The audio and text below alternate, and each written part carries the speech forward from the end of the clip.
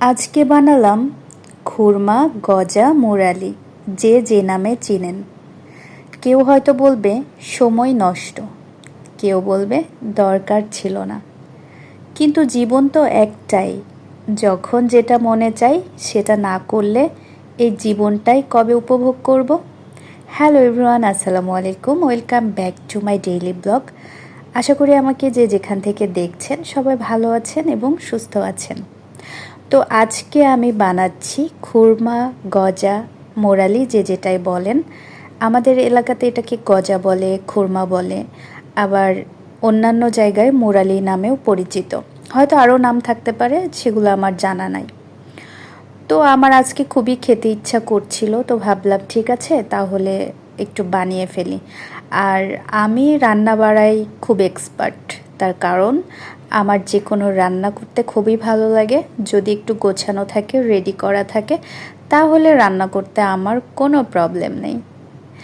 সব সময় প্রয়োজন অনুযায়ী চলতে গিয়ে আমরা ভুলে যাই কখনো কখনো আনন্দও প্রয়োজন।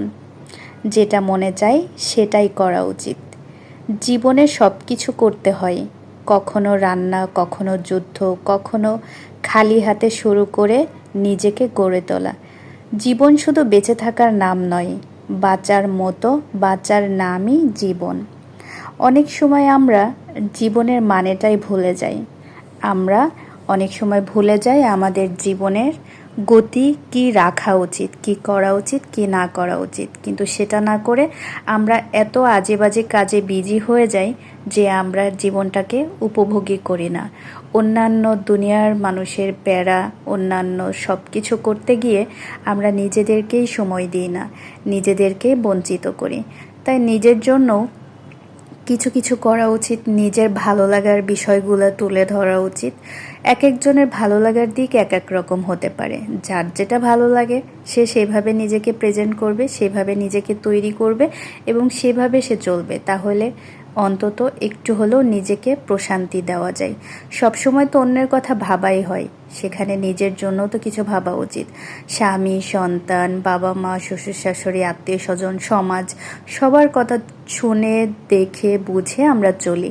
কিন্তু নিজের কথা কতবার ভাবি যে আমাদের জন্য এটা দরকার, আমাদের জন্য এটা দরকার না, আমাদের এটা করা উচিত, আমার এটা ভালো লাগছে, আমার এটা ভালো লাগছে না।